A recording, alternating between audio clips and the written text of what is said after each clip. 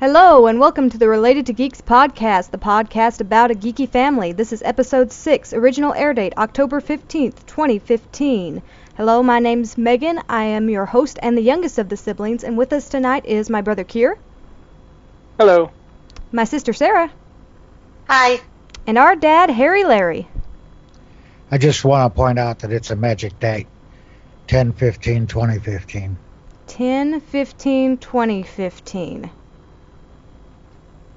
That is pretty magical. So it ought to be a magic show. High hopes for that. High hopes indeed. To explain a little bit about this particular podcast, we're going to start off with our first segment. That's our What's Caused Us to Geek Out Lately segment. Then we'll take a quick break, come back with our topic of the week, and wrap things up with a pretty bow with our picks of the week. So we're going to start off with, Dad, what's caused you to geek out lately? Since you had your anecdote about the date. Okay, this is the backup system part 2. We discussed the backup system and how I was using it to back up everybody's home directory. And last week I installed a LAMP stack that is Linux, Apache, MySQL or MariaDB, and PHP. And then I set up Samba to share the www directory, which is where the files are served over the LAN. So what I have is a LAN development system where I can write HTML or PHP or whatever I want to support on the LAN and test it on this backup server just by editing the file right on the server, save the file, Alt-Tab to the browser, and then Control-R to refresh the page and test the code. I also installed my CD mailing app, Simple Invoices, on this machine, so I no longer have my CD mailing app out on a virtual server, but it's running on the web server right here on the LAN. Very cool. I am a software developer by trade, largely due to my dad, and I've been developing in PHP for some time now. I really enjoy it. A recommendation for you, Dad, and I suppose I have been geeking out about it lately, but this is not my geeking about lately subject. But I've been using Laravel PHP framework, and it is fantastic. I'll look into that, Laravel PHP framework. For those not quite as geeky as Kier and I, when you're developing on a web server that's out on the internet, usually for us in Arkansas, usually in Dallas, then you have to use a FTP server, and every time you change your code, you have to upload it to that server and then test it, and then you have to change your code, and you always have that extra step of uploading, which, depending on your bandwidth, may go really fast or may not, you know. So this being able to develop right on the LAN is really going to make things swift. Yeah. Whenever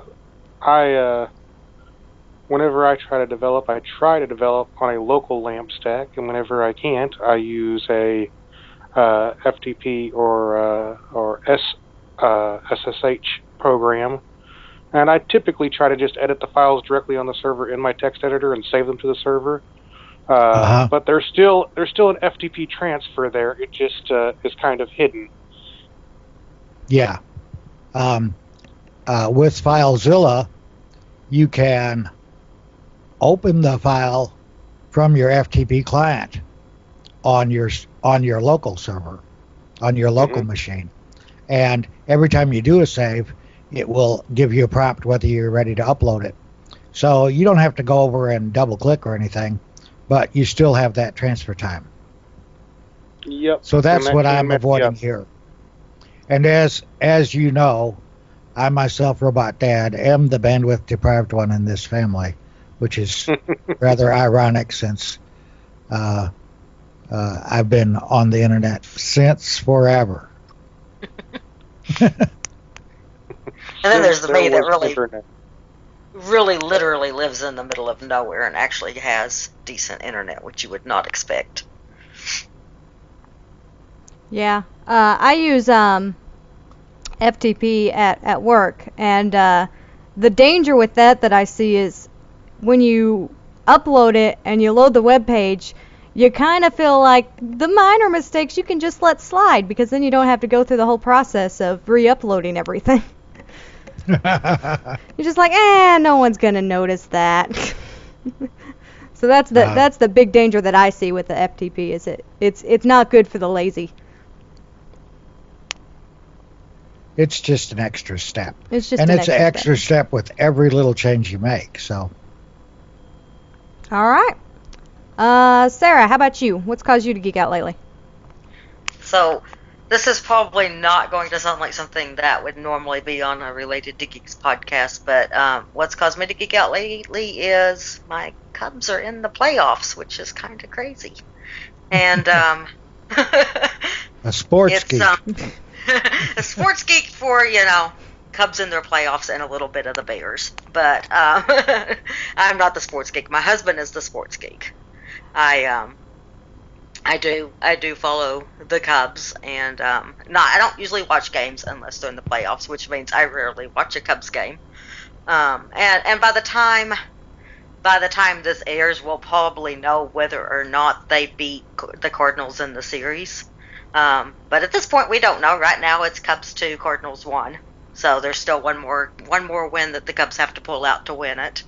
But I'm hoping. I'd like to be able to watch them a little bit more this season.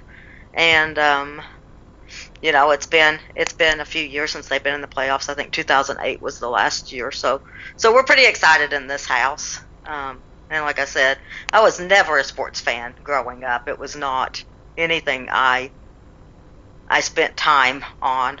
I went to like some local college ball games, but that was about the end of it. And then I married a huge sports fan, so that it became something that certain teams, such as, like I said, the Bears. I will watch every Bears football game I can, and I will watch. Like I said, I don't tend to schedule time around baseball games, but I will definitely do that if they're in the playoffs.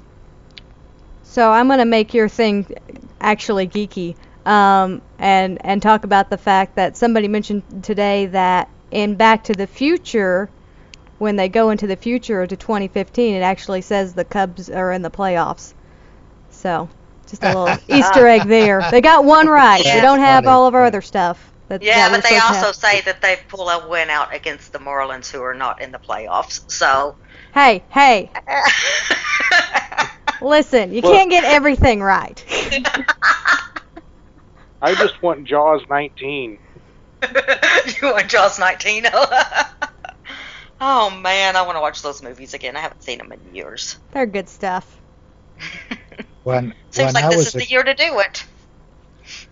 When I was a kid, I saw Ernie Banks play at Wrigley Field. And then, here's the irony, the Wrigley Field stop was my L stop. I lived for a year 2 blocks from Wrigley Field and never went to a game. Yeah. Speaking of Ernie Banks, he led the song in the 7th inning stretch tonight, so that was kind of cool. Okay, so that's appropriate too. We're so on point with our sports knowledge. And that is the end-all be-all of mine. But I'm excited, so I thought I'd share. At work, I work at a newspaper, and at work we do a football forecast contest, and it's just, we pick upcoming games, and then people try to guess who they think is going to be the winners of those games, and based on how well they do, they can win gift certificates and such. And that's kind of fallen into my lap, and I'm just like, I am the worst person to do this, because I try to pick games, and they're like, that's so super obvious who's gonna win that game that there's no way that needs to be used. Like they'll edit me quite a bit. I don't know anything about sports, so it's funny that I'm the one that's tasked with that right now. Especially since we do have a sister that she happens to work with who is probably, I would say, of our family, the biggest sports fan. Yeah. Which, isn't really saying a whole lot as far as sports Usually, fandom yeah. goes. Usually, when I say that when I do it, it's basically I ask the room, "Hey, is this a good game?" And they're like, "Eh," and I'm like, "How about this one?" They're like, "Yeah, use that one." Just go down the list. I've got a friend who uses the generic term "sportsball" for all sports. I've really grown to like that term. So I'm aware that the Cubs and the Bears play sports ball. There you go. So what happens for the sports that don't use balls? Still sports ball. Still sports ball. Still It's sports a ball. It's a hockey sports ball. Hockey sports. Hockey sports ball. All right. For all I know, the Cubs play hockey sports ball. That is incorrect, but you know. Okay. Good to know. Kier, you're next. What's caused you to geek out? I work at a place called Rural Sourcing Incorporated, and it is basically, instead of outsourcing your software development overseas, you're outsourcing it to smaller cities still in the United States. And this gives you the best of both worlds. You get reduced cost, and you get basically a closer timeline, and you don't have the language barrier.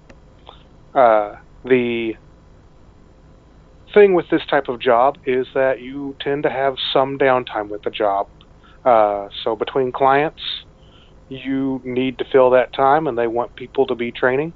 And I recently got tasked to be in charge of making sure that people in downtime between clients have cool, interesting things to do and learn and train on. And that's what I've been doing. And I've been putting an emphasis on technology over content, basically saying that when you're in downtime between clients, I want you to program whatever it is that you really want to program, as long as the technology is applicable to things that rural sourcing will sell down the line. And it has completely transformed our downtime, which used to be dreaded, and is now an incredibly exciting time to learn new skills and develop software that you want to develop. And if you look at the packages that are being developed on our downtime phase right now, it is incredible, the cool stuff that you see, and super duper geeky stuff. You've got video game databases and role-playing game applications and movie night apps and all of these things that people are really passionate about, and they're learning their new skills.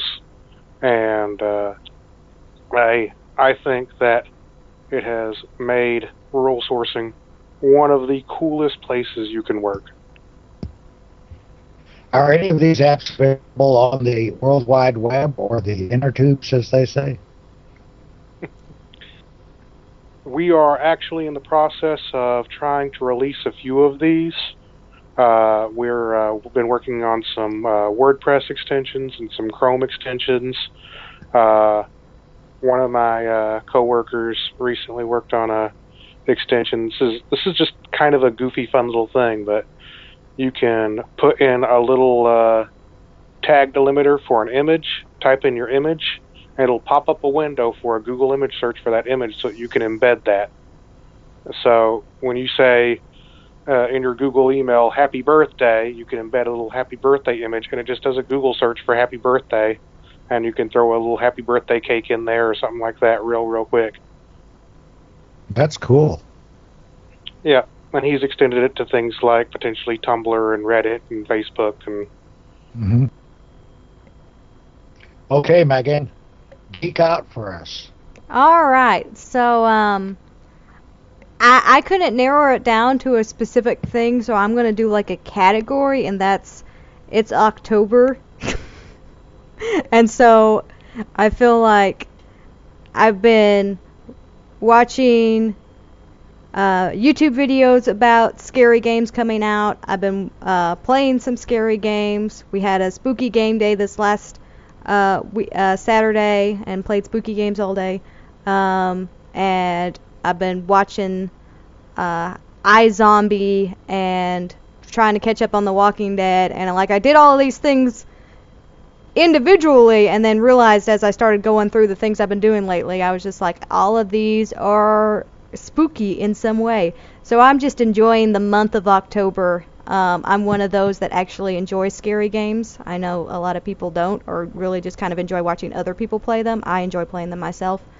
And so doing a little bit of that, and had a blast this last weekend at the game day, the board game day. Getting the separation between the video games and the board games probably make this whole ramble a little bit more sensical. But lots of fun with all of that. So is iZombie a new Apple product? iZombie it was originally a comic book, and now it's a series on the CW. Apparently all the shows I watch is on the CW, because that's where all of my DC shows are on. And then I started watching iZombie the other day. It just hit Netflix, so I started watching it. And my biggest problem with iZombie is it's not really a zombie thing, and so the zombies don't really behave like zombies unless put under very specific circumstances, and so it kind of is a disconnect for me. But as far as just the show itself, it's just a learning curve that I have to do. I have to tell myself, okay, this isn't actually zombies. You can't go from Walking Dead to iZombie and expect the same results, because they're very different shows. I've actually heard really good things about iZombie. I've yet to sit down and watch it.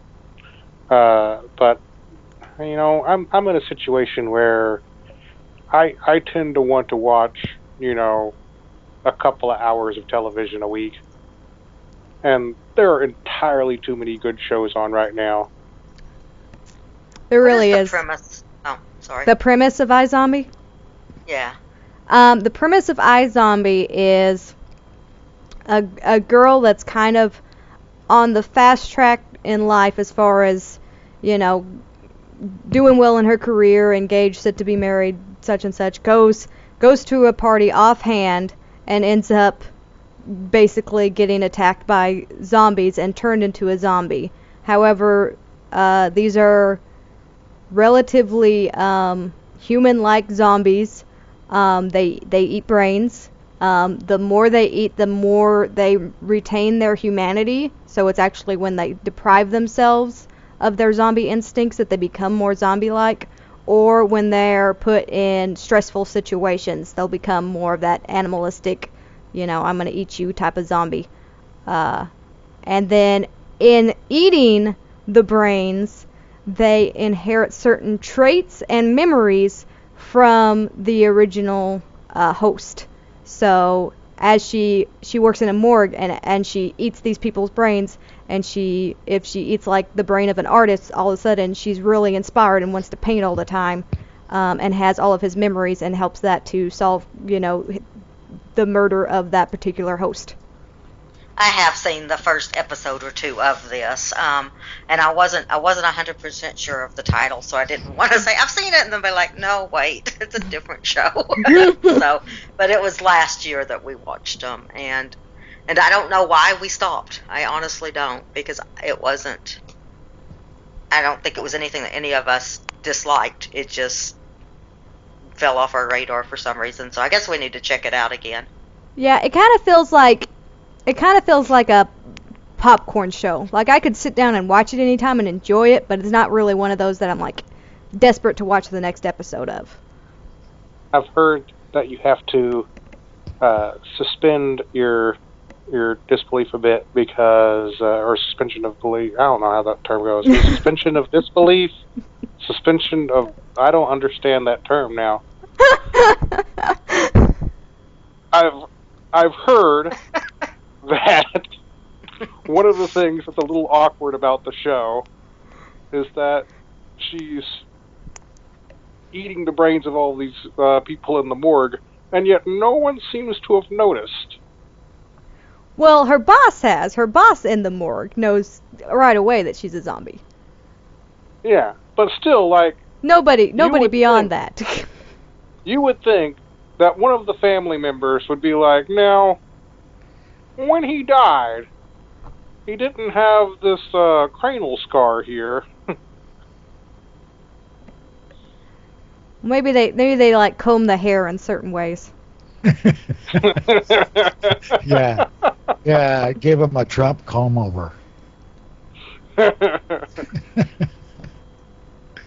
But most other zombie shows, you don't have to suspend your disbelief at all. Yeah. That's what they got going for them. You watch that, you're like, this could totally happen. I am not a zombie movie fan, so I have not seen many things that relate to that. I don't watch scary movies. Night of the Comet is my favorite zombie movie.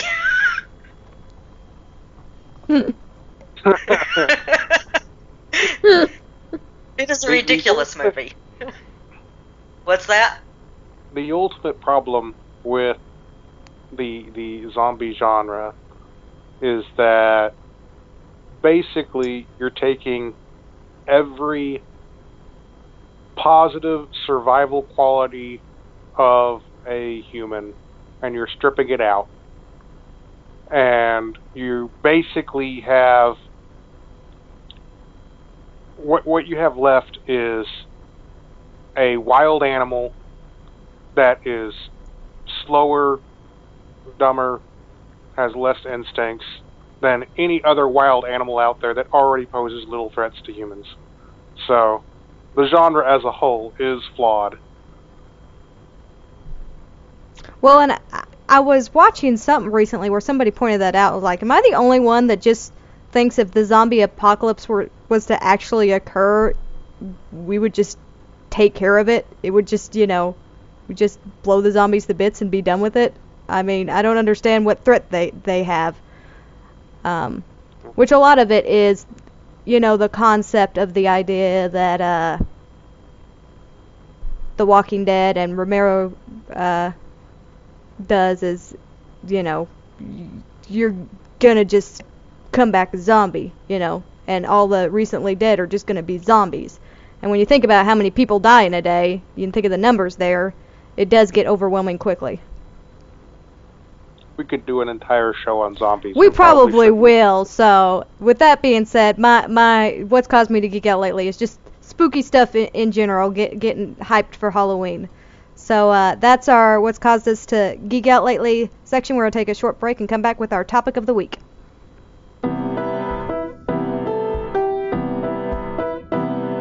You're listening to the Related to Geeks podcast, the podcast of a geeky family. Check out our website, relatedtogeeks.com, and our YouTube channel, where you can also enjoy our videos.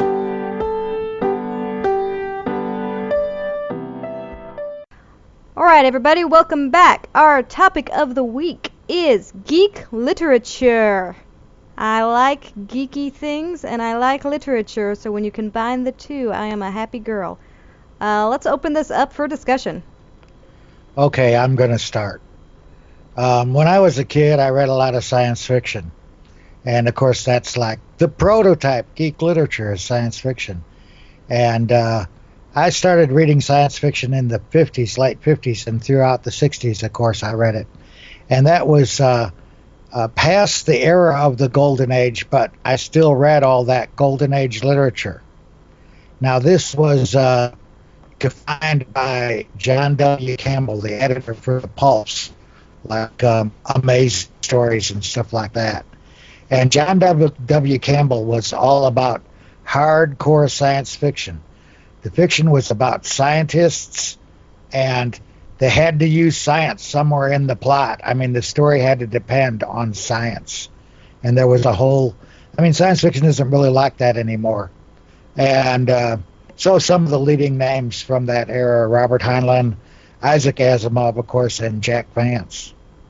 So I don't know if anybody else has read any of that 30s and 40s Golden Age science fiction, but that to me is the start of geek literature.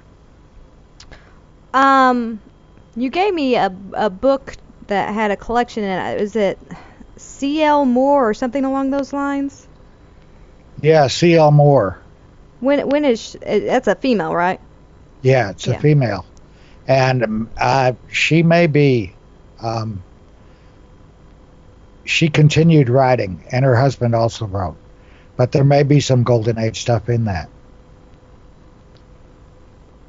This is a lot of the Appendix N stuff from Dungeons and Dragons, too. All of the stuff that Gary Gygax said that he pulled his inspiration from Jack Vance and Fritz Lieber.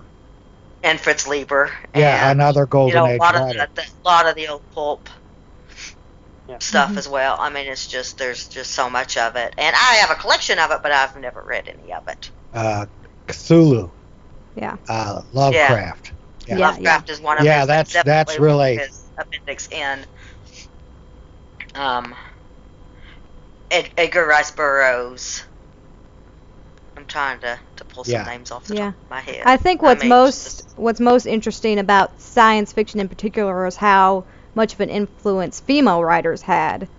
We just mentioned C.L. Moore, but you go back to kind of the origin of it, and you've got Mary Shelley with Frankenstein. Yes. And Andre Norton, also a woman. Yeah, just tremendous defining of a genre from females, with a genre that I feel like probably a lot of people associate with males. I had no idea that Andre Norton was a woman. I did not know that. Yeah, and Golden Age was very definitely male-dominated, so that female writers also wrote under a male name or with initials, and it was typically very flat characterization, and women were just objectified and played only minor roles, except for, of course, Podkayne of Mars by Robert Heinlein, which is a juvenile with a female protagonist. Quite unusual for the time. Yeah. Speaking of female science fiction authors, one of my favorite science fiction authors is Ursula K. Le Guin. And she was groundbreaking. Yeah, and probably my favorite book of hers is probably not everyone's favorite book of hers, but my favorite book of hers was Lathe of Heaven. I think most people tend toward Left Hand of Darkness, but I adored Lathe of Heaven, and it was just that extreme science and extreme philosophy. Yeah, that's all changed. Now I would guess 50% of the successful science fiction writers are female, maybe more. Well, and especially with the onset of all of the dystopian fiction that has become super popular in the past, 15 years or so. All of these dystopian science fiction, The Hunger Games and Divergent and Matched, and all of these books all feature female protagonists. Absolutely. And I think all the ones I just mentioned were also written by women. I recently, and by recently, it's probably been a few years, but I reread it from time to time. I found a short story online called The Egg, and it is literally a 3 or 4 minute read. It's super quick read, and I believe it's by Andy Weir, and it is absolutely fantastic. I cannot recommend this enough. But it just touches very briefly on the afterlife, and I don't want to go into it because I don't want to, give anything away. But it is absolutely wonderful. It takes 5 minutes to read, and you should look it up. We'll have to include the link. Yeah.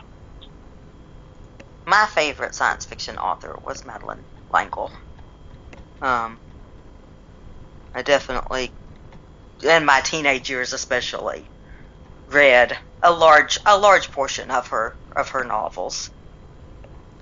And, another female author with female protagonist. Yes, and I think that's probably a very big part of what drew me to her books. But she also, I think, just spoke with a voice that I I really liked and could really connect with. She also came from a theater background too, so I don't know if it played any influence on it. And I think I knew that about her. And that was definitely in my very heavy, geeky theater days.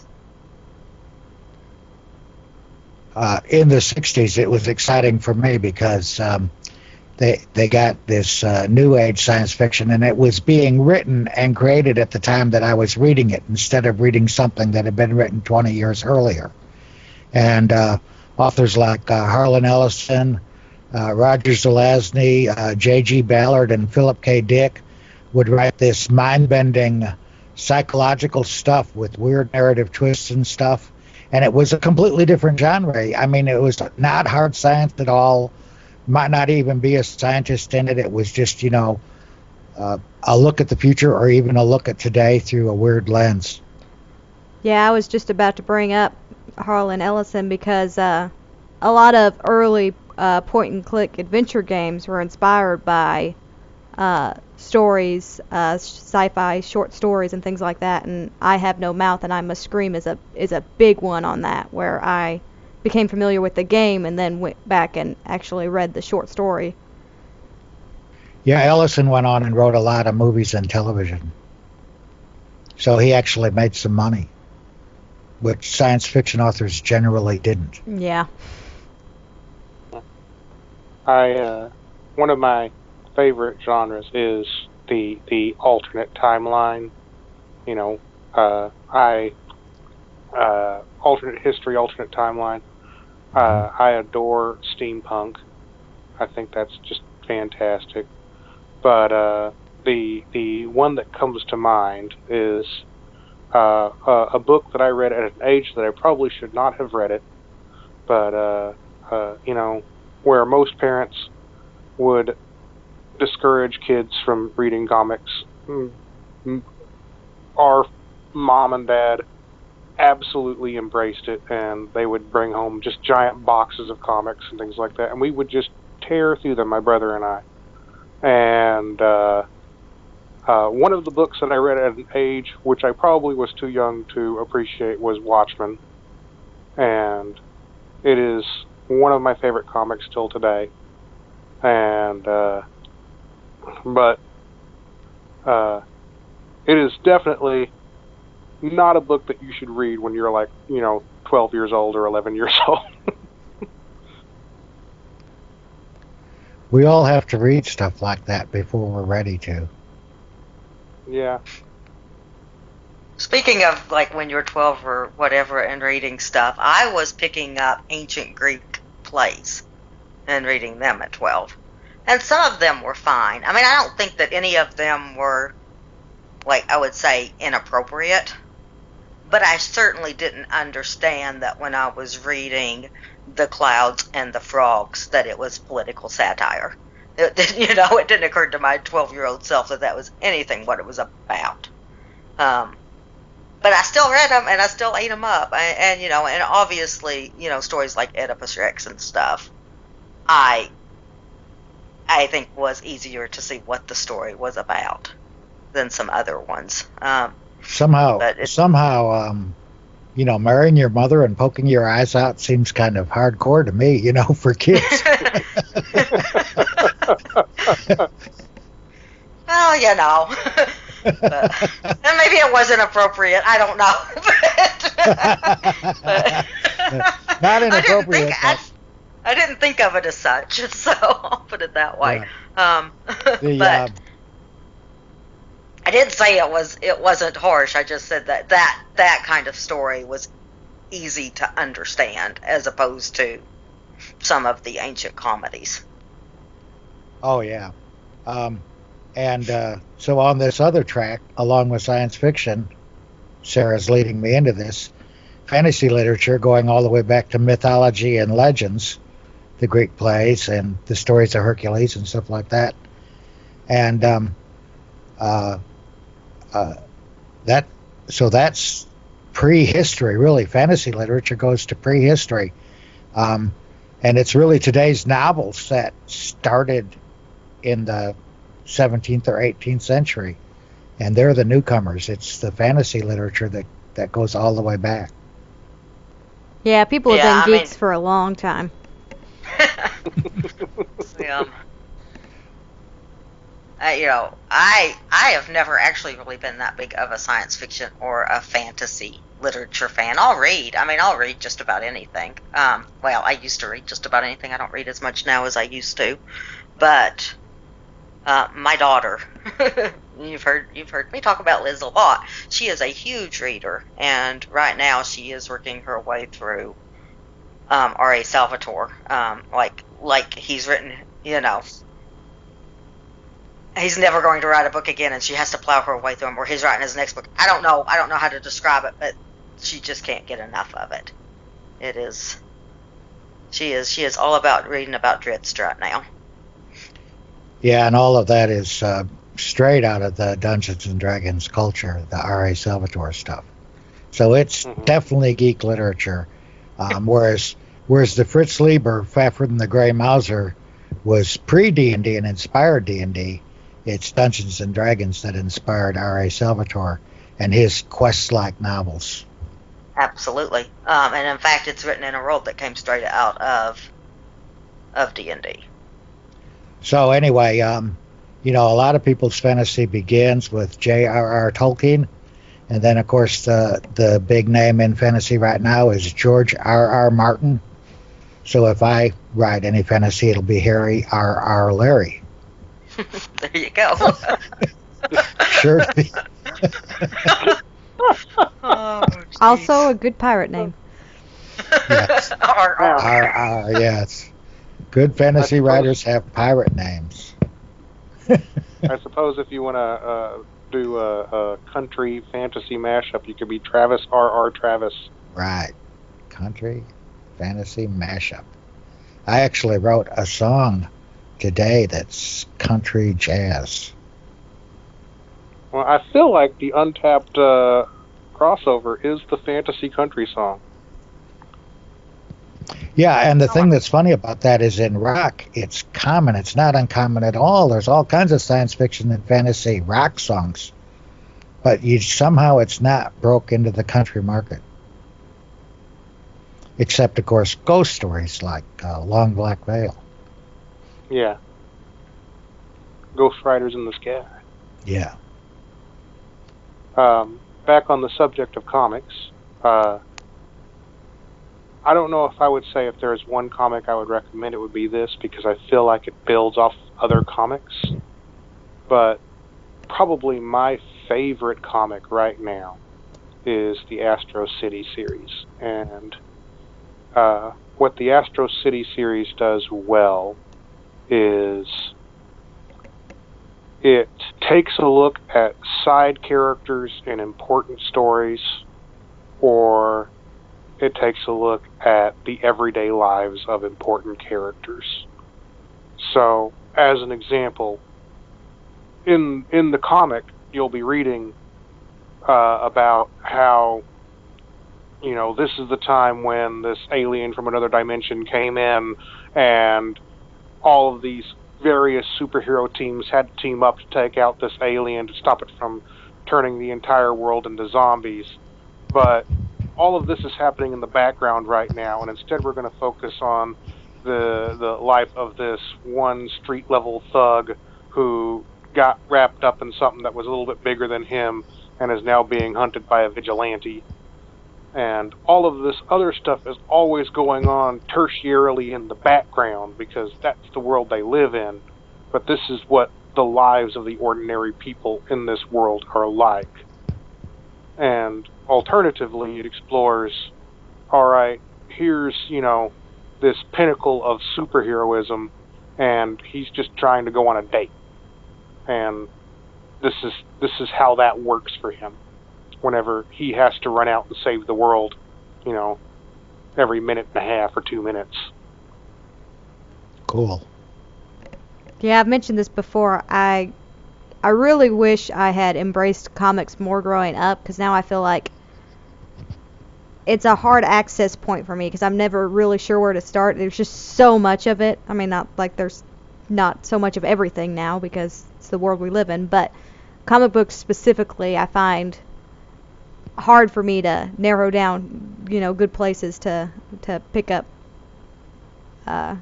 series and such. So anytime I can get a recommendation like that, that's what I'm familiar with a lot of the characters, I feel, but I don't know what to read.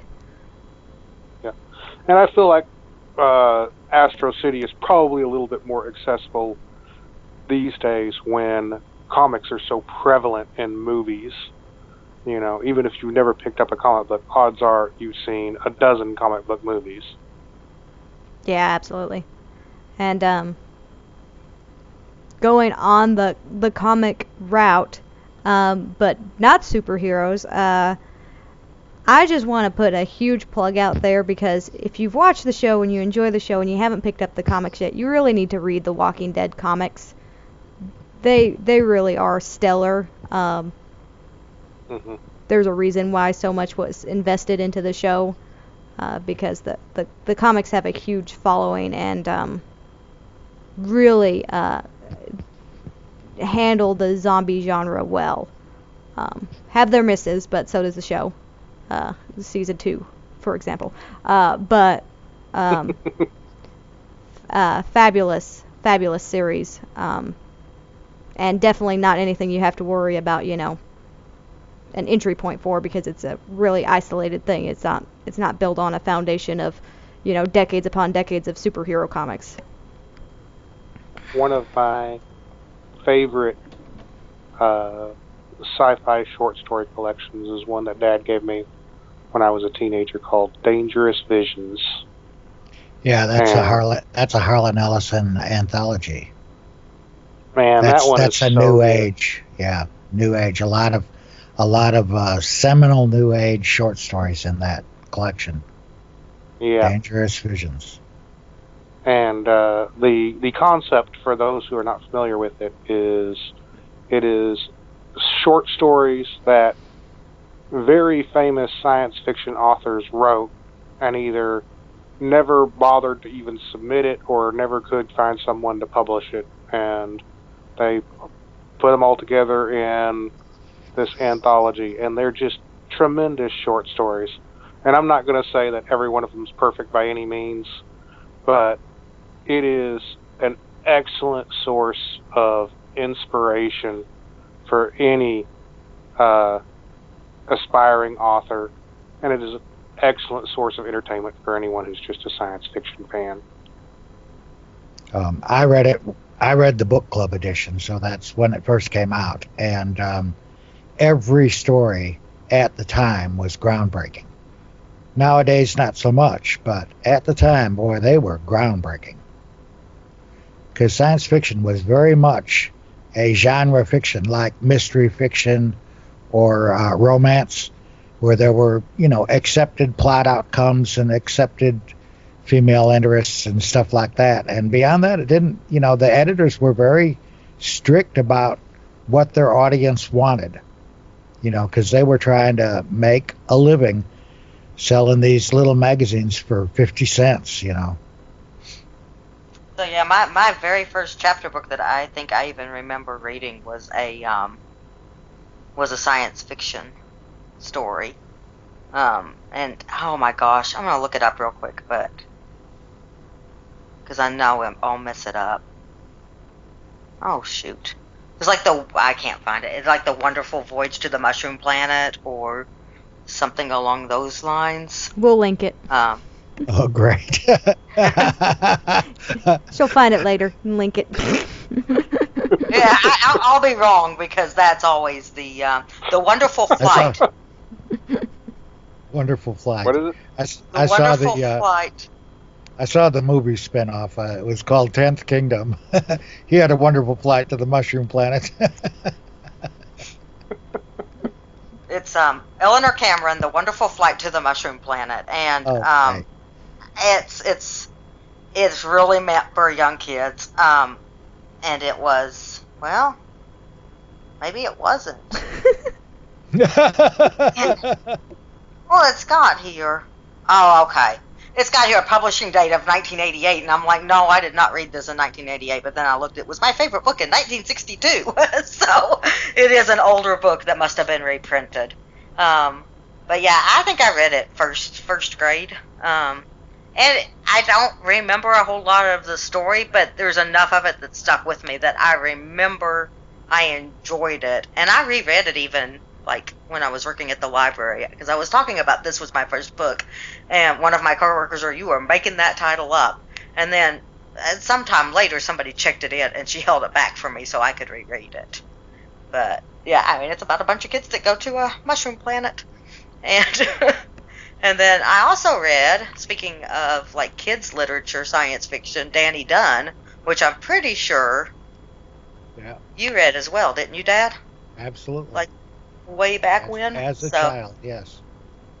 And I still have some Danny Dunn books, but I was never able to get Liz to read them.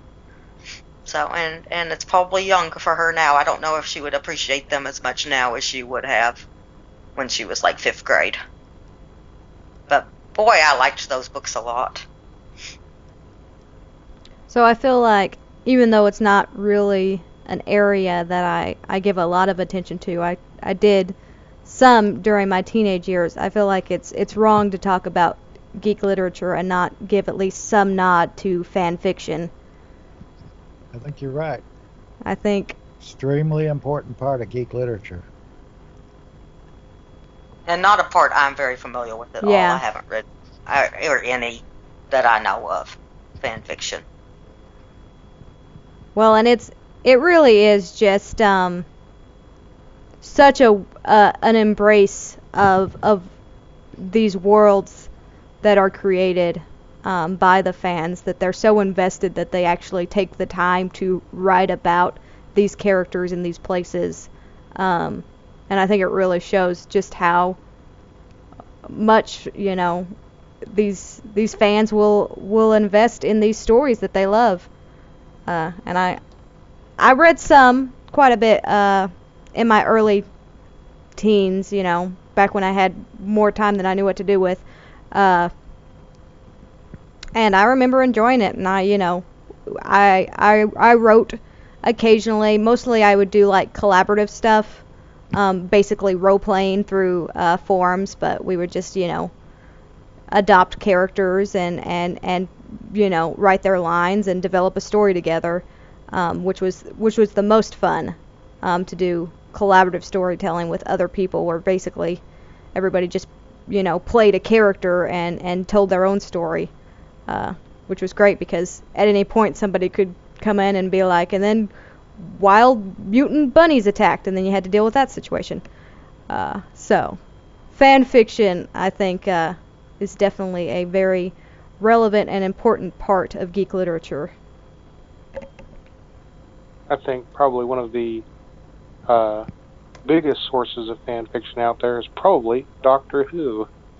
And I think it's developed to the point where after the show was eventually canceled, and then they did tried to do a movie pilot reboot in America, and then that ultimately didn't go anywhere. There was a company out there that basically did, you know, they actually had to do some licensing, I'm sure, but they did fan radio broadcasts, essentially, fan-made, and they actually went so far as to pull in original actors from the show to record the parts. Quite cool. Yeah, there's Megan, do you know who the 8th Doctor is, who played him?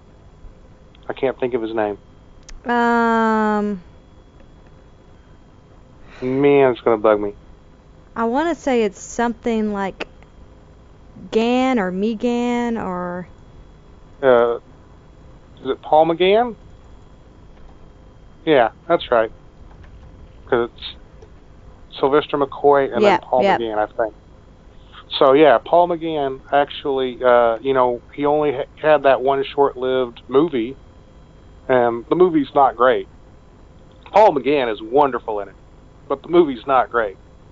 But he went on to record a bunch of CDs, and I've not listened to them, and I want to desperately. I mean, I cannot remember the company's name. We'll have to link it. But as near as I can tell, I mean, they might have some licensing, but they're not really related to BBC. And I could be totally wrong on that. They could 100% be a subsidiary of BBC. I'm not up to date on my British Broadcasting Company subsidiaries.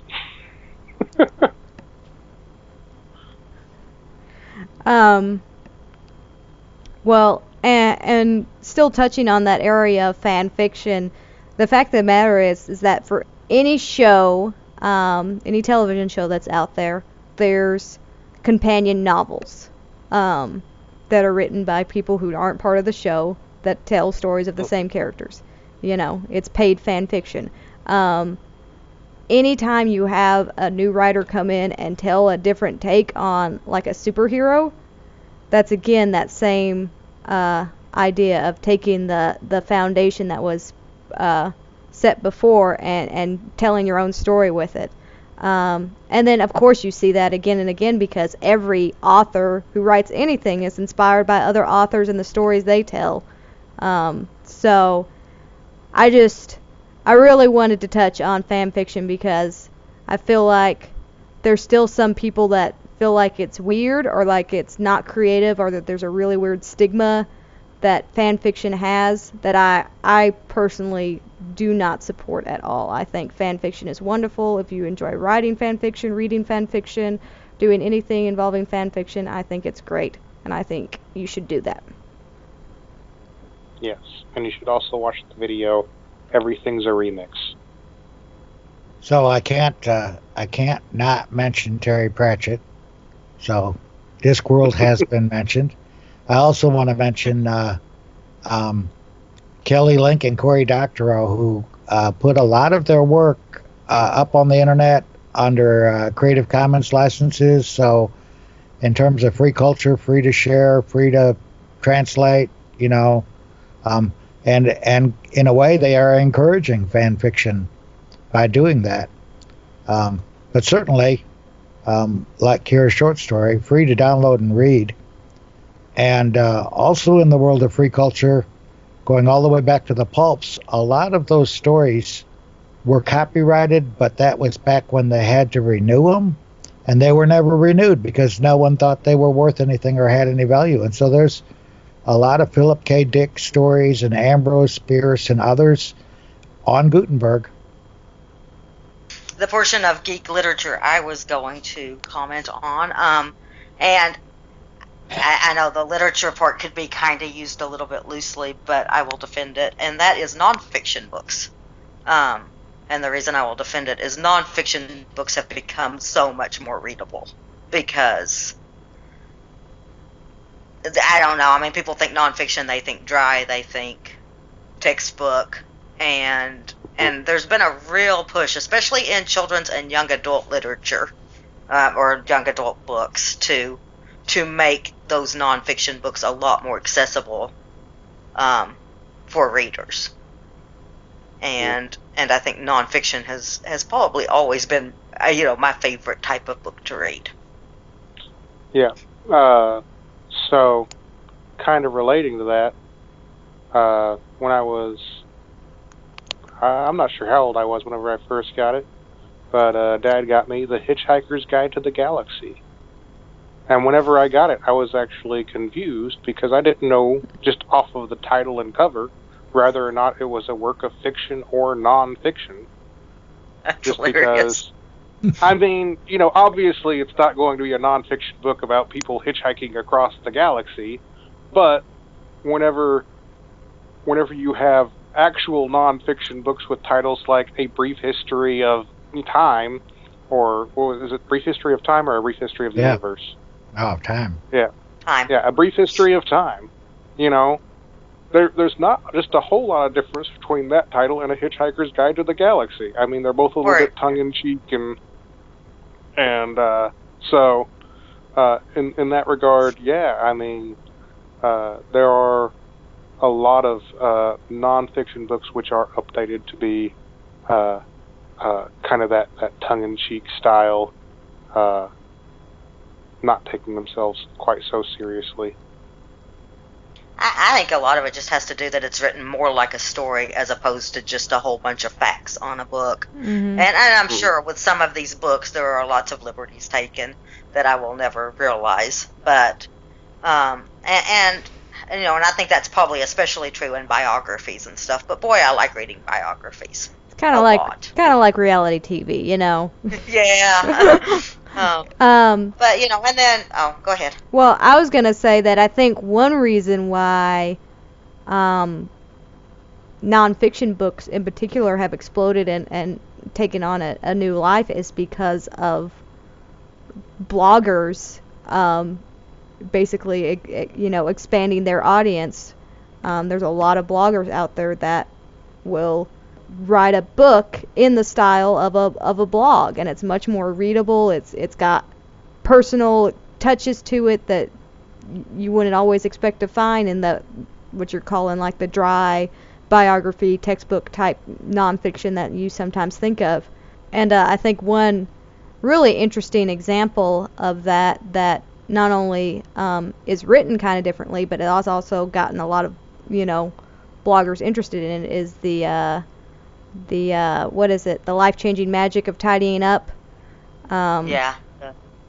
She Marie Kondo. Yeah, she wrote it in such a way that not only is it kind of witty and creative, but it also really shows you some things about her culture and her way of life, and it's really educational in that way without being like, no, this is what we believe and this is how our cultures are different. No, she was just talking about cleaning out your junk and decluttering your life, but there's so much extra to glean from that. I can't believe we haven't even mentioned this, but I worked in a library for a number of years, about 5 years, and was actually working on my master's degree when I left the library, and then I decided to homeschool and stay at home and not bring in a paycheck, which means I did not finish my master's degree. But one of the projects that I worked on, I did a nonfiction for young adults. Well, no, it may have been for youth services. So anyway, one of there's an award given in the by ALA for children's nonfiction. It's just kind of the best nonfiction book for juveniles in a certain year. It's kind of like the Newbery, but for nonfiction. And I decided to do my project based on. It was a fairly new award. I think it started in 2000, 1999, something like this. And this would have been like 2005 that I did this project. And I did just my project based on the winners and honor books that were biographies in those 5 years. And I think I was able to pull, close to a dozen books.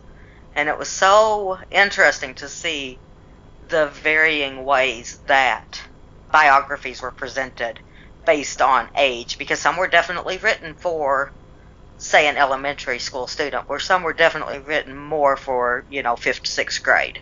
So you were definitely dealing with picture books and things that were very text heavy and had no pictures.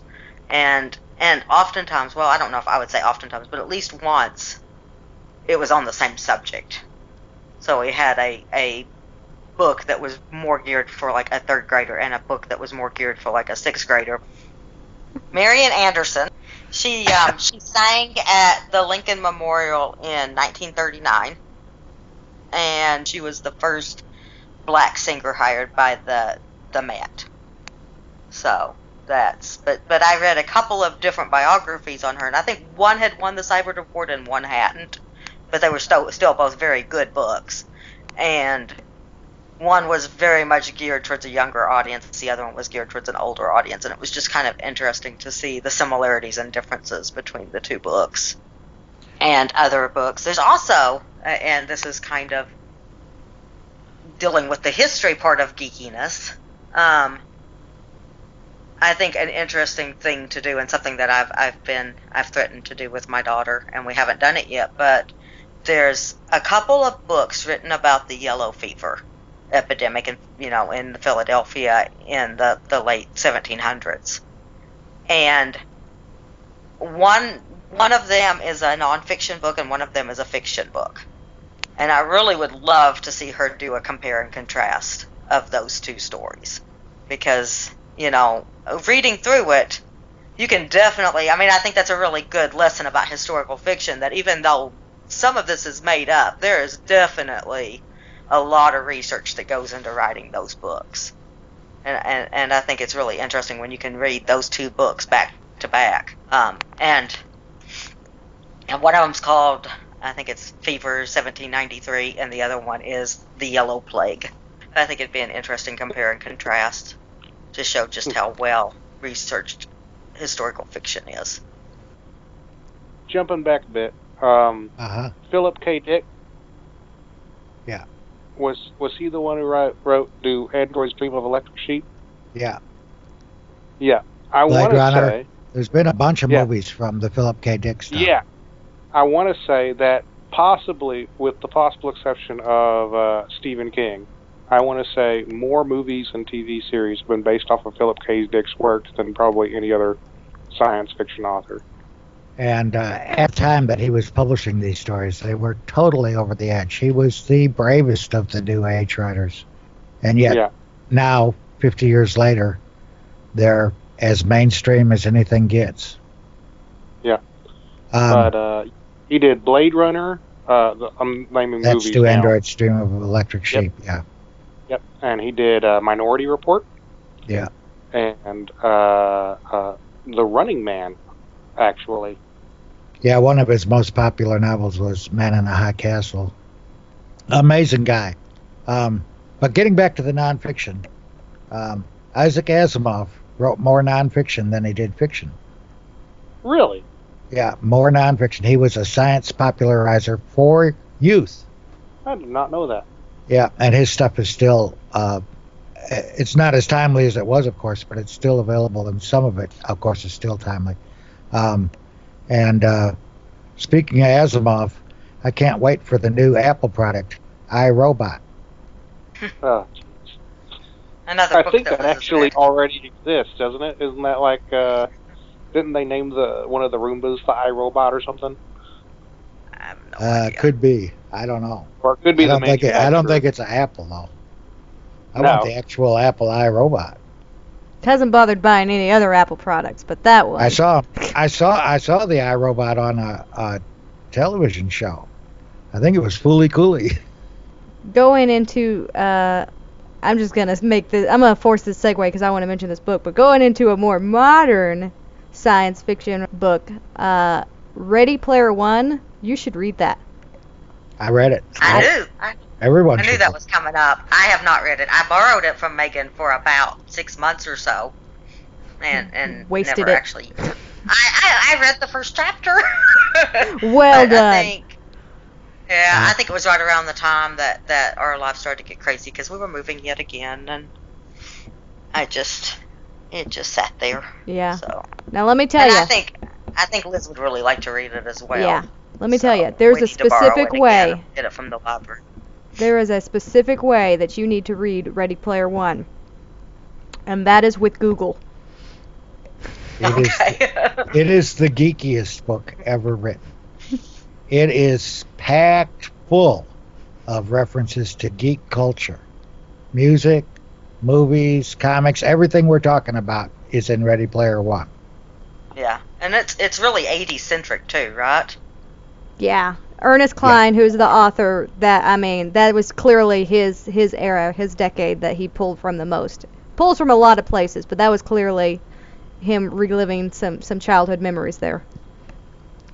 Cory Doctorow also writes some amazing stuff built around virtual reality and gaming. And just to touch, just real quickly, because I'm not sure how many of you are aware of this, but just to touch just how geeky Ready Player One is.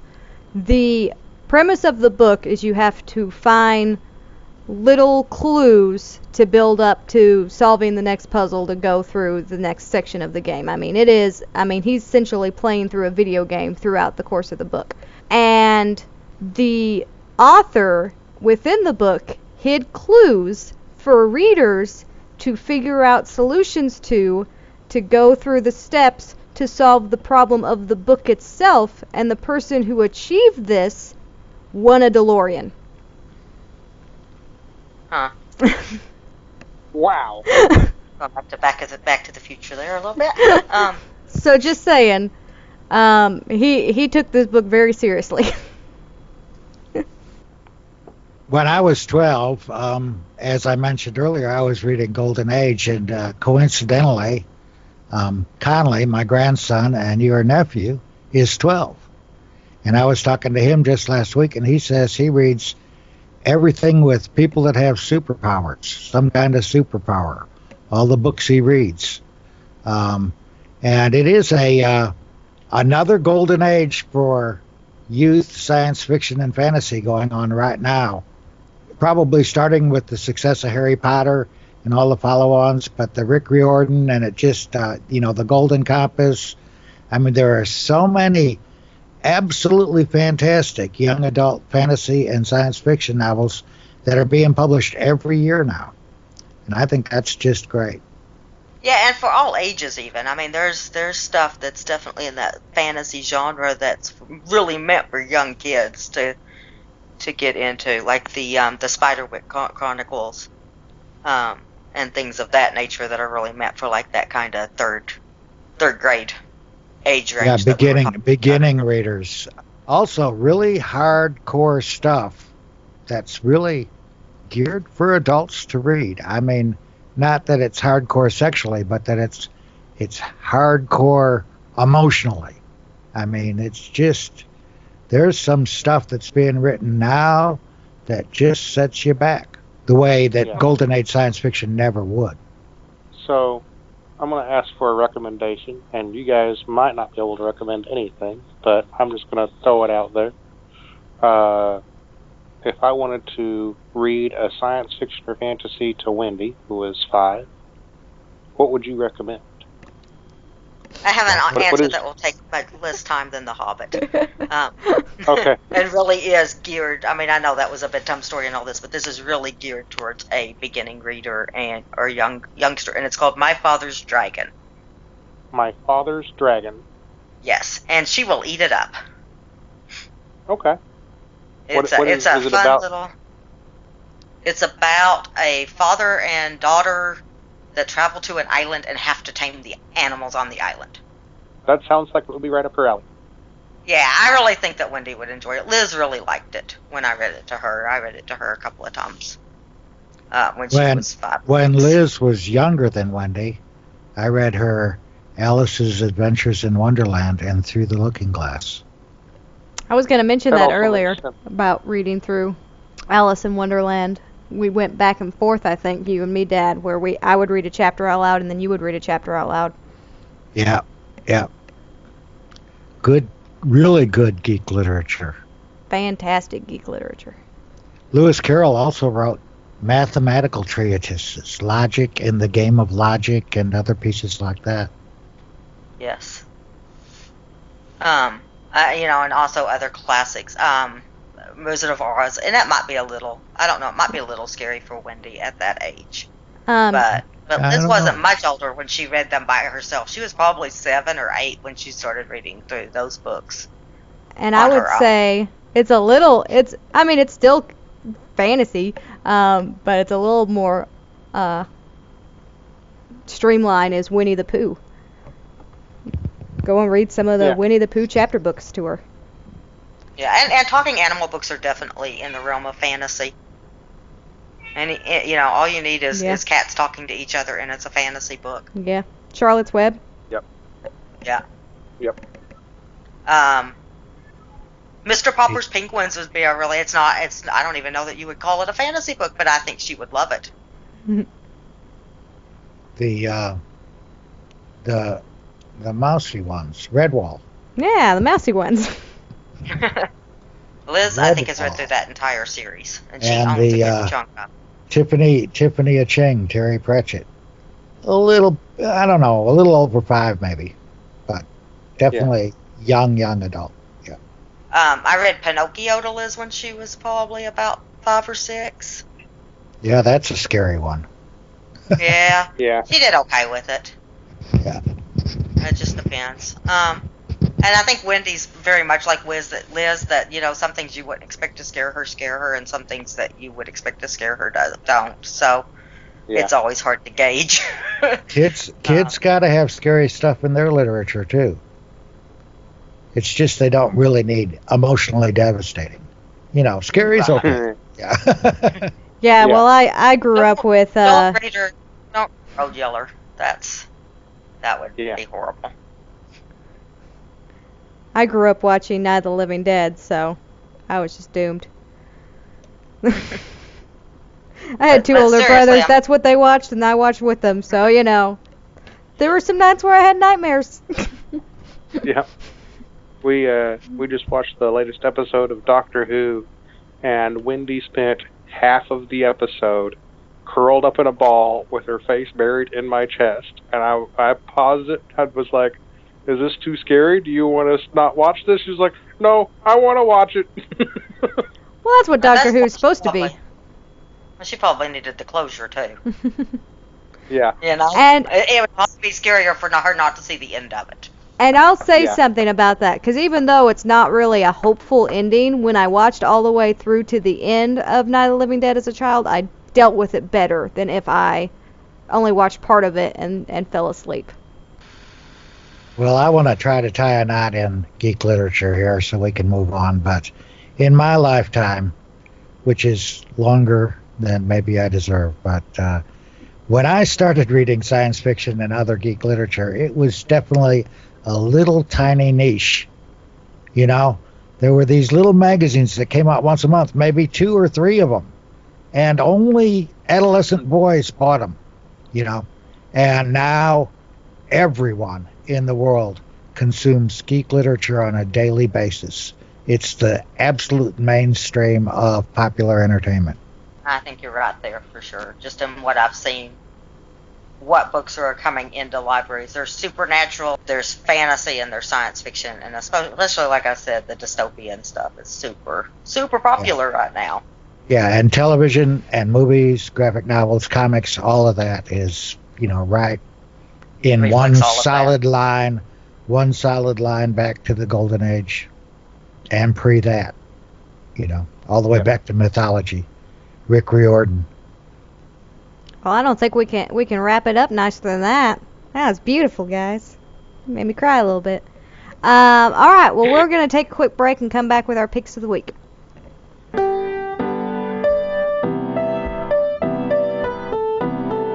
Follow the show links and download the podcast MP3s at our website, relatedtogeeks.com. We also post geeky stuff on our YouTube channel and our Tumblr. Alright, everybody, welcome back. We are going to share our picks of the week, and I'll start off and just get mine out of the way real quick. I am going to use Zombie Plague, which is a print-and-play game about zombies. I feel like zombies have been mentioned quite a few times this podcast, but it's really a simple game where the moving mechanic is really the biggest learning curve on it. But everything else is basic combat. 6-siders are used for the dice, so that's pretty easy to obtain. And then everything else you can print and play. You can print and fold figures to use for your survivors and your zombies. You can print the board.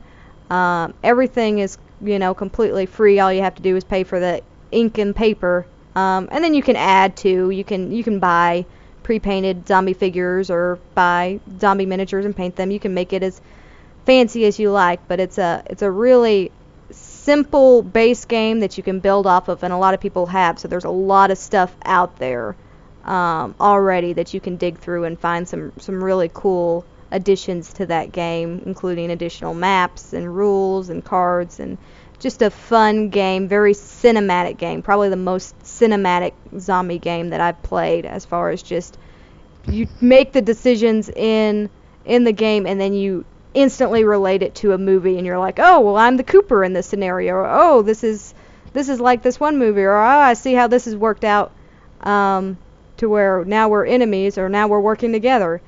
So really just a blast of a game. I've played it to death, and I really thought I was just too sick of it to enjoy it anymore, and then played it this last weekend at Spooky Game Day, and really enjoyed it. So definitely stands the test of time for me. And also, I'm going to sneak in, The Flash is on Netflix, and you should go watch The Flash. So there's that. But anyway, that's my pick. So I have played Zombie Plague a few times, not as many times as Megan has, and it is genuinely the best zombie game I've ever played. And I've played quite a few of these really, really expensive big box zombie games, and I don't think any one of them has created the cinematic moments that Zombie Plague does. It's very masterfully done in that regard. I will say that there is probably a game that does do a really good job of cinegraphic zombie filling, but it is not free. Definitely not print and play. It is pretty hard to find up until recently, and that's Dead of Winter. And it's so much so that I really dislike the game because I'm not a zombie person. Whereas there's a lot of zombie games I can play because I can totally disassociate from the zombie theme. But this one really does. But I played Zombie Plague, and it does a pretty dang good job of it too, for, especially considering that it doesn't cost $60. And, like I said, up until recently, you could hardly, it's been out for a year, and it would get put in stock and sell out immediately. So, yeah. But it's, I think if you're into the zombie game and you have some spare money sticking around, it's another good one. Awesome. So I'm going to throw a pick of the week on top of yours. That's not my pick because I don't really enjoy it as much as somebody who really enjoys zombies. Well, my pick of the week is another board game that I also played at the Spooky Game Day, and that is One Night Ultimate Werewolf. And I played the week before just to get a feel for the rules, and I played it several times at the Spooky Game Day, and then found out one of my coworkers has it, so we played it again at lunch. And it puts a real spin on the classic werewolf game. It's narratorless. There's not one player who's dedicated to just be the runner of the game.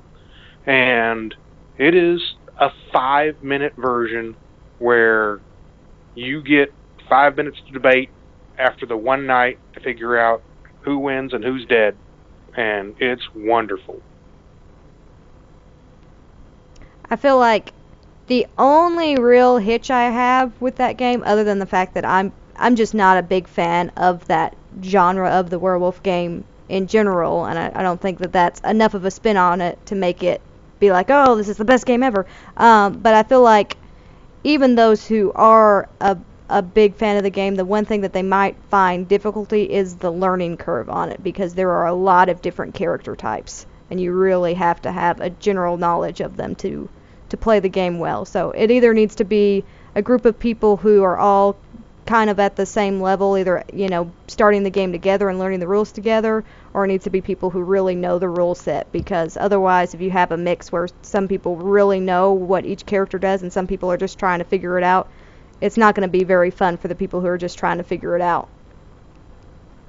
Yeah, but it really only takes a few playthroughs to get the hang of it, I think. Especially if you introduce the rolls very slowly. You don't just throw in a dozen rolls right off the bat.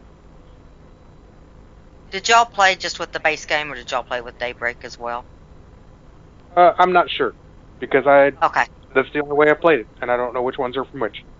Oh, I guess that's true. But yeah, I mean, it's one of those things, like what Kier said, it takes 5 minutes to play, so rarely does only one game get played in a sitting.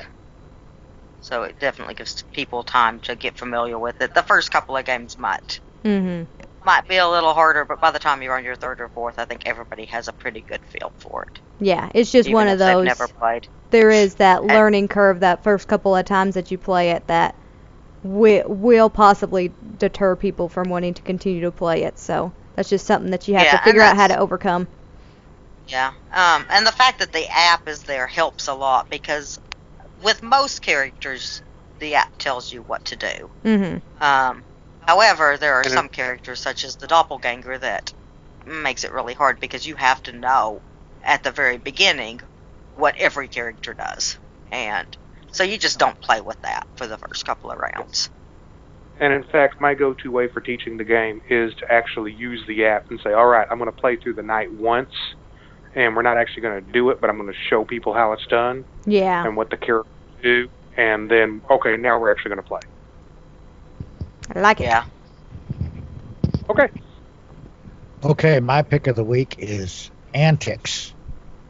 Antix is a Debian-based Linux distribution, and it comes with Synaptic Package Manager and the apt-get terminal install method. It's very light. I installed it on a Pentium 4, 1.6 gigahertz with 512 mega RAM, and I'm going to try to cripple this box down to 256 meg and see if it'll install on that.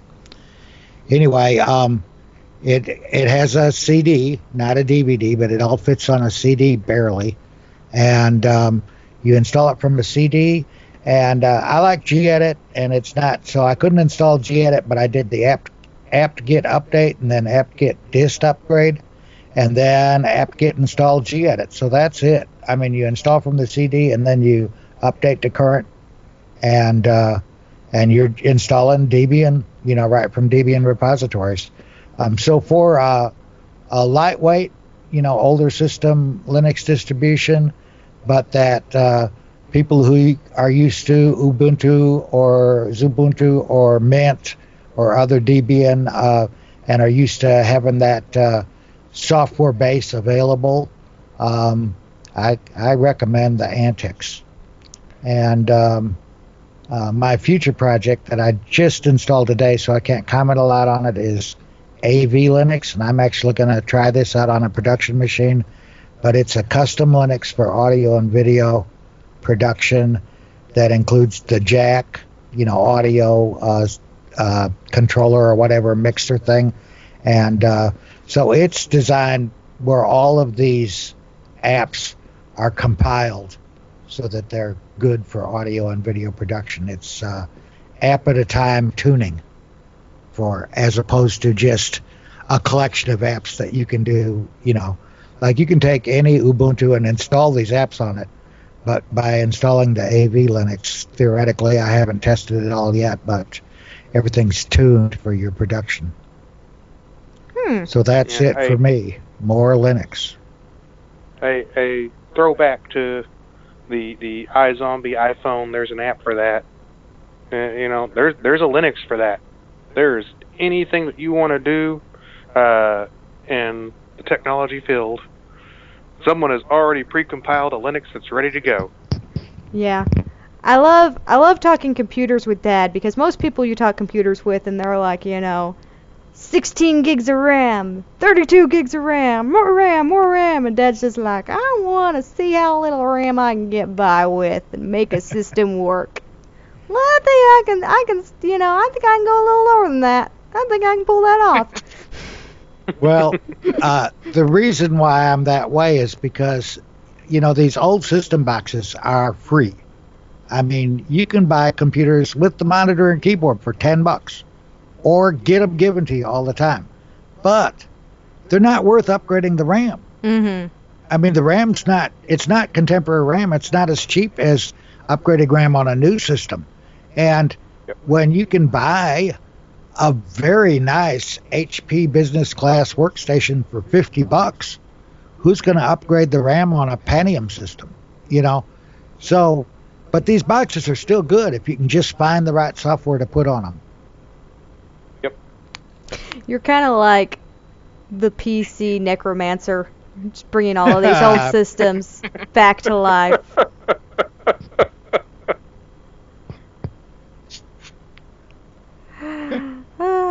Now we've got a new name to add to the list. Not just Harry Larry, not just Robot Dad, PC Necromancer. Just keep on adding. Yeah. So many aliases. Alright, Sarah, your pick. Mine is I guess it's an app. It's called Tabletopia, and I don't think I've talked about it on the show yet, so if I have, I apologize. It is a sandbox digital platform for analog games, for board games, basically. And it was a Kickstarter. It ended the end of last month, and I backed it at the grand total of $1 because it gave me access to all of their demos so that I could test it out. And today, for the first day, I finally got to actually sit down and play a game and test it with somebody. And I played Keyflower with my sister-in-law, and it was pretty good. It's still in beta. It had some issues that I'm assuming are going to be worked out. Keyflower is very big on some secrecy. When you play the game on a table, you have these screens that hide some of your pieces. And one of the issues I noticed was when you pulled the pieces from the bag, as you drug them to your hand, people could see what you were dragging. So they knew what colors you have, which is kind of an important part of that game, is people not knowing what colors you have, for you to be able to keep some of that secret. And the other thing is it let people know how many things you have in your hand. And with a card game, that could be important, because that would be knowledge that you would know. And so it's probably just a default setting that they're going to have to figure out how to make that work in a situation such as this game. But other than that, it worked very much so like an analog game, where we sat there and we, went to the rule book and we puzzled stuff out. There's no AI at this point. And I think they may add that as an option, but I think they'll always have that open gaming possibility as well. And the difference between, I think, this one and some of the other tabletop gaming things is that this one is really being backed by a lot of publishers. Like, they're supporting the system and putting their games in, as opposed to somebody else putting their games into a system. So this is all 100% backed by the publishers, which I think is pretty cool. And Keyflower is a game that I've only played a couple of times before, and so it took us a while to get through it because she had never played it, and it's been a couple of months since the last time I played it, and probably a year before that since the first time I played it. So it's not the easiest of games to just pick up and go. There's a lot of icons that you have to figure out, and some fiddly bits, but it worked really well. I was really impressed. So now I really feel like I could use it as a pick. It is going to be a subscription-based system. You can have an account for free. It's going to start, I think, in January is their goal, for it to be full on. There are backers, there are Kickstarter backers that are in it now, but it's still very much a beta product. Do you play on a tablet, or how does it work? Right now they have it for Windows and Mac, and it uses it starts with a U. Oh my gosh. Or is it like the engine? It's a platform, yeah. Unreal. Unity? I was about to say, Unity's usually the go-to. The two big engines both start with the U, so it was not a happy clue. Well, I'm not. That's not my brand of geek. So it uses the Unity engine and plays on a computer. You're playing right now. Yeah. Okay. They do have plans to add iOS and Android. Yeah. And Linux, and they've been greenlit for Steam. So cool. So that's their 2016 plans. Yeah. Sounds great. And the Kickstarter is over, but if people are interested, it's like the free subscription. This is where I was going with it. The free subscription lets you play. There are going to be some free games. A lot of people will have like a basic game that you can play, and maybe if you have the subscription, you might get the expansions or something along those lines. And then a lot of classics like chess and checkers and Pachisi and stuff like that, will be available to anybody who wants to sign up and go in and play. Then they have a membership that's $5 a month that allows you to play with other people the premium games. And this is going to be Keyflower and Alien Frontiers and Spyfall and some of the hotter games that are out now. So some of those kind of... Is it played across the internet? Yes, it is played across the internet. Okay, so you're each at a computer device and you're playing the same game, and you see the same board. Right, exactly. Yeah. And you can manipulate each other's pieces, and you can do all kinds of stuff just like, you don't want to, just like when you're sitting at a table. But, it allows you to do things like, if you have house rules, it allows you to go ahead and play with those house rules, which is something I really like, because there are certain games that I like to house rule some stuff in. Yeah. It just gives you the pieces and the rule. It controls the analog interaction with them. It's got the interface for that, but it doesn't enforce any of the rules. It doesn't enforce anything, and they are thinking about adding that. But I think that every game that's in there is going to continue to have this kind of sandbox platform where you're not being forced into certain things. Well, and I think that's the big draw for it. There's two things that make this really awesome. One is the ability to, like you said, play a board game with someone who doesn't, live in your area. Right. My sister-in-law lives in a different country. She plays board games once a year when she comes and visits us. Yeah. So it's a really good way to get to sit down, and even if it's just the two of us, there are some really good two-player games that we could play.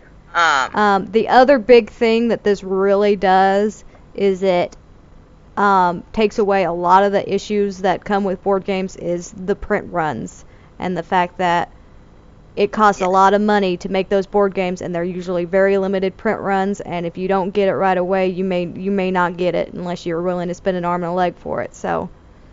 And Keyflower is an example of that. Keyflower is an $80 game on Amazon right now. I don't know if it's in between print runs or if that's just how much it costs. And Alien Frontiers is the same way.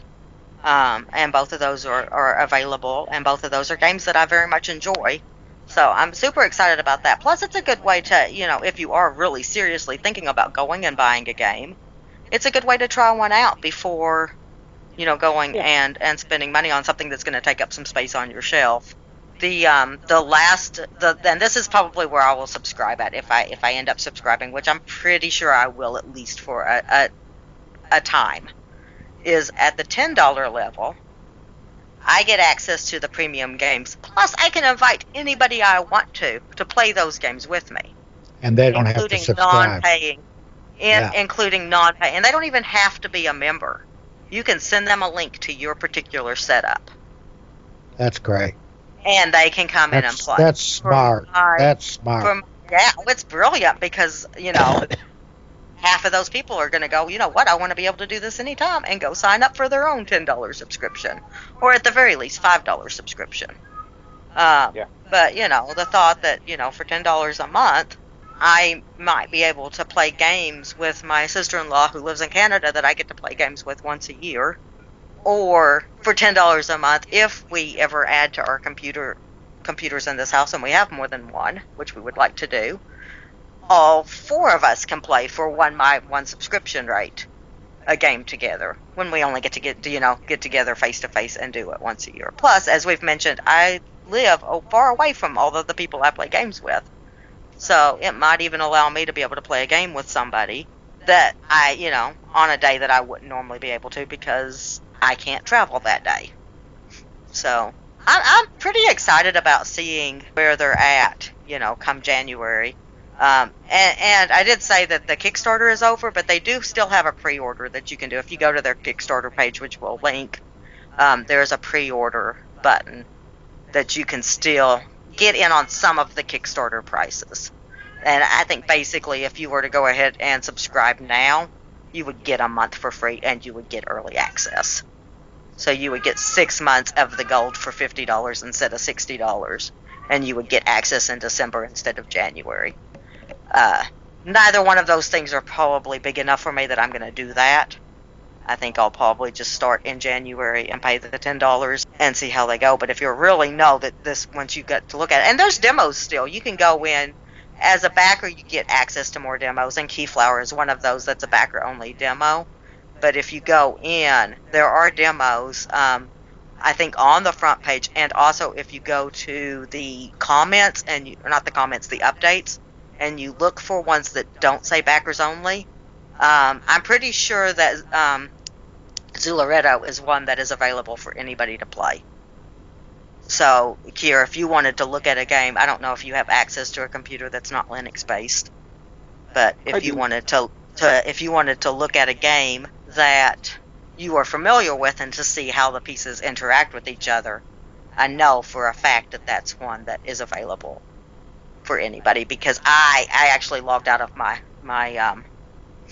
Kickstarter account and loaded it up just to make sure that those were still accessible for non-backers. But then I'd have to play Zularedo, and I don't know if it's worth that. I'm just saying you could just play around with the pieces and see. They give you a good idea, because I know that's a game you know. Yeah. But yeah, I think it's pretty cool. I'm pretty excited about it. I don't think it's going to replace, any more than ebooks replaced reading a book for me. It's not going to replace sitting around a table with friends and family. But there's a lot of times I can't sit around a table with friends and family. So for those instances, I'm super excited about it. Yeah, I've seen some YouTube videos on it and some people playing it and testing it out, and it looks really cool. And I'm hoping that everything works well and they can get a good Linux version going, because I'm interested to play on it some.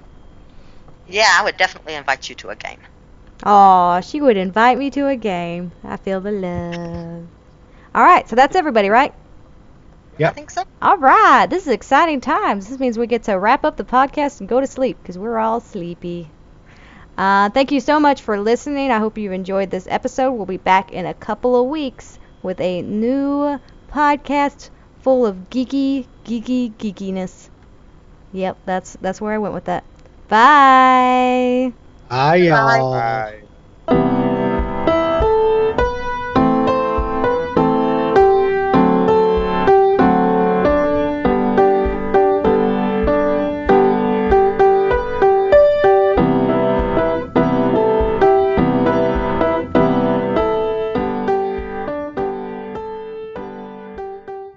Fix it, Dad. Fix it. Fix it. Fix it. Fix it, Dad. Fix it. Fix it. Fix it. Okay, I'm good. I'm good. What the heck was that? I don't know, but it's going in the outtakes. Whoa! That needs to be in Oh man! that needs to be recorded and put online for people to use in scary, indie horror games. That was terrifying. I have a terrifying yawn.